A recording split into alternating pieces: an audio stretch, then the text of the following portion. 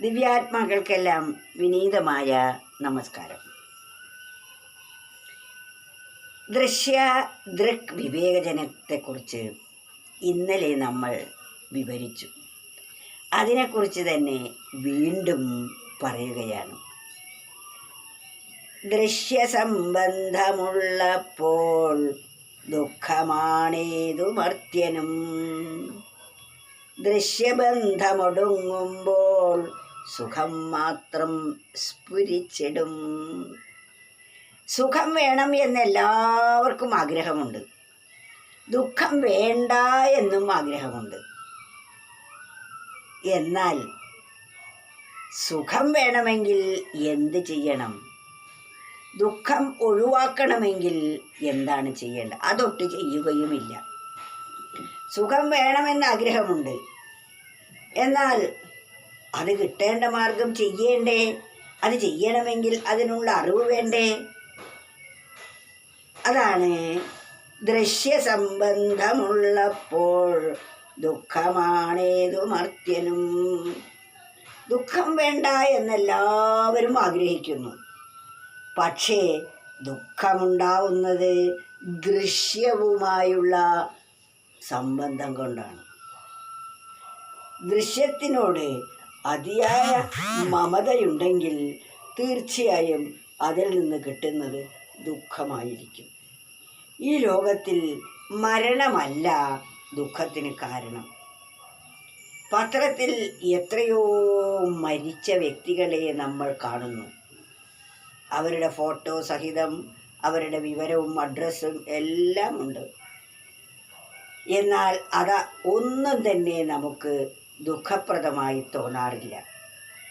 എന്നാൽ ഞാൻ അറിയുന്ന, എനിക്ക് ബന്ധുവായുള്ള, ഏറ്റവും പ്രിയപ്പെട്ട ഒരാളുടെ ഒരു ഫോട്ടോ നമ്മൾ കണ്ടു കഴിഞ്ഞാൽ, അയാൾ മരിച്ചാൽ നമ്മുടെ ഹൃദയത്തിൽ ഒരു സൂചി കൊണ്ട് കുത്തിയതുപോലെ ഒരു വേദന അനുഭവമാകും. അപ്പോൾ വാസ്തവത്തിൽ ആ ദുഃഖത്തിന് കാരണം ആ വ്യക്തിയുമായി എനിക്കുള്ള സംബന്ധം ഒന്നു മാത്രമാണ്, മരണമല്ല.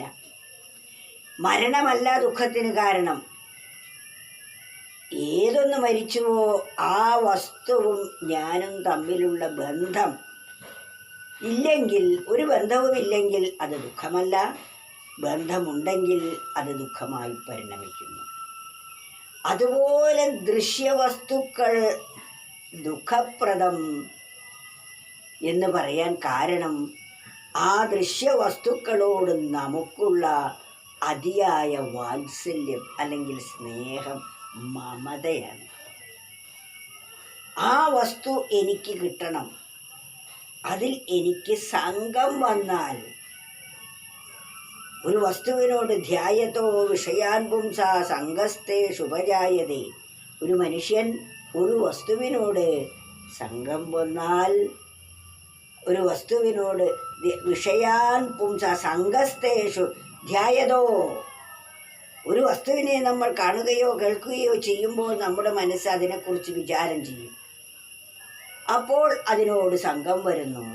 സംഘാൽ സംജായതേ കാമാൽ, സംഘം കൊണ്ട് കാമമുണ്ടാകുന്നു. കാമാൽ ക്രോധോഭിജായതേ, കാമം കൊണ്ട് ക്രോധവും ഉണ്ടാകുന്നു. ക്രോധാത് ഭവതി സമ്മോഹ, ക്രോധം കൊണ്ട് തെറ്റെന്താ ശരിയെന്താ എന്ന തിരിച്ചറിവില്ലാതെയാകുന്നു.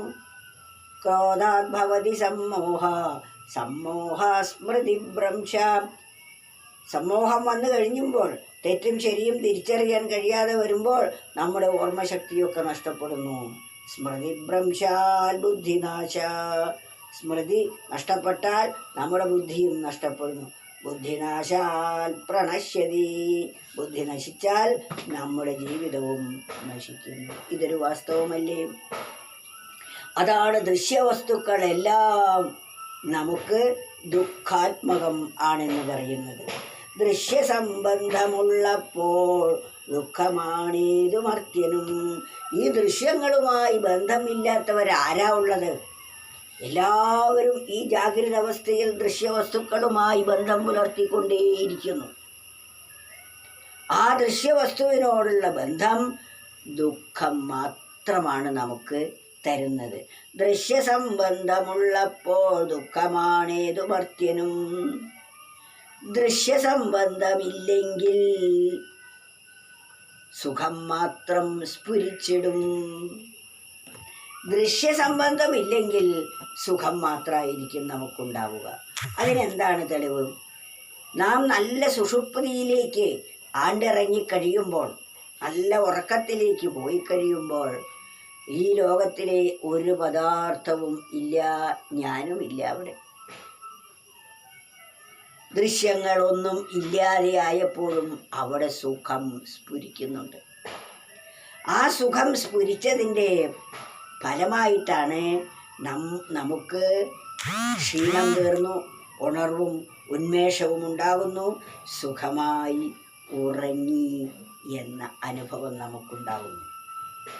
അത് അനുഭവിക്കുന്ന വ്യക്തി അവിടെ അജ്ഞാനത്തിൽ ലയിച്ചു പോയതിനാൽ അപ്പോൾ നമുക്ക് അറിയാൻ കഴിയുന്നില്ല. പക്ഷെ ഉണർന്നു കഴിഞ്ഞപ്പോൾ ഞാൻ സുഖമായി ഉറങ്ങി എന്ന് നമ്മൾ പറയുന്നു. ഉറക്കം സുഖമായിരുന്നു. ആ ഉറക്കത്തിന് എന്തു പദാർത്ഥമാണ് നാം കൊടുത്തത്? ഒരു പദാർത്ഥത്തിൻ്റെയും ആവശ്യമില്ല. സുഖസ്വരൂപിയായിരിക്കുന്ന ദൃക്കുമായുള്ള സംബന്ധം ആണ് ആ സുഖത്തിന് കാരണം. അതാണ് നാം അറിയേണ്ടത്. ഈ തത്വം അറിഞ്ഞ് ആ ദൃക്കായിരിക്കുന്ന പരമാത്മാവുമായി നാം ഈ ഞാൻ എന്ന് പറയപ്പെടുന്ന ശക്തിവിശേഷം ഏകീകരിക്കുമ്പോൾ നമുക്ക് ദുഃഖമേയില്ല എന്ന് മാത്രമല്ല, അപ്പോൾ സ്ഫുരിക്കുന്നത് സുഖം മാത്രമായിരിക്കും. അതിനാൽ ദൃശ്യസംബന്ധമുള്ളപ്പോൾ ദുഃഖമാണേതു മർത്യനും. ദൃശ്യങ്ങളുമായി ബന്ധം പുലർത്തുമ്പോൾ ദുഃഖമാണ് ഏതൊരാൾക്കും ഉണ്ടാവുന്നത്. ദൃശ്യബന്ധമൊടുങ്ങുമ്പോൾ, സുഷുപ്തിയിലേക്ക് ആണ്ടിറങ്ങുമ്പോൾ ദൃശ്യങ്ങളൊന്നുമില്ല, ഞാൻ അവിടെ ഇല്ലതാനും. ദൃശ്യബന്ധമൊടുങ്ങുമ്പോൾ സുഖം മാത്രം സ്ഫുരിച്ചിടും. അപ്പോൾ സുഖം മാത്രമാണ് നമുക്ക് അനുഭവവേദ്യമാകുന്നത്. ഇതെല്ലാവർക്കും അനുഭവമല്ലേ? ഒന്ന് ആലോചിച്ച് നോക്കൂ, ഇത് സത്യമല്ലേ എന്ന്. ഈ പരമസത്യത്തെ നമ്മൾ ബോധിച്ച് നമ്മുടെ ജീവിതത്തെ പരമാവധി ദൃശ്യവസ്തുക്കളിൽ ഒട്ടി നിൽക്കാതെ അവിടെ ആവശ്യത്തിന് ദേഹസംരക്ഷണത്തിന് വേണ്ടതു മാത്രം ദൃശ്യങ്ങളെ സ്വീകരിച്ച് പിന്നെ നമ്മൾ ദൃശ്യമായുള്ള ബന്ധം വിടർത്തി ദൃക്കുമായി താതാത്മ്യം പ്രാപിച്ചാൽ നമുക്ക് സുഖം മാത്രമേ ഉണ്ടാവുകയുള്ളൂ. അവിടെയാണ് ആനന്ദം അനുഭവമാവുക. ആ ദൃക്കുമായുള്ള താതാത്മ്യത്തിനാണ് ആനന്ദം എന്ന് പറയുന്നത്. നിത്യാനന്ദ സ്വരൂപമായിരിക്കുന്ന ദൃക്കുമായുള്ള സംബന്ധമാണ് നമുക്കുണ്ടാവേണ്ടത്. അതിനു പകരം എത്ര പണിപ്പെട്ടും ദൃശ്യങ്ങളുമായി നാം ബന്ധം പുലർത്തുന്നതിനാൽ നാം ദുഃഖിക്കേണ്ടതായി വരുന്നു. ഈ ദുഃഖത്തിൽ നിന്ന് മോചനം നേടാൻ നമ്മൾ ലോകവസ്തുക്കളെ എത്ര സംഭരിച്ചാലും ദുഃഖശമനമുണ്ടാവില്ല. ഇവയുമായുള്ള സംബന്ധം ഒഴിവാക്കിയാൽ ആ നിമിഷം മുതൽ നമ്മൾ സുഖിയായി ഭവിക്കുന്നതാണ്.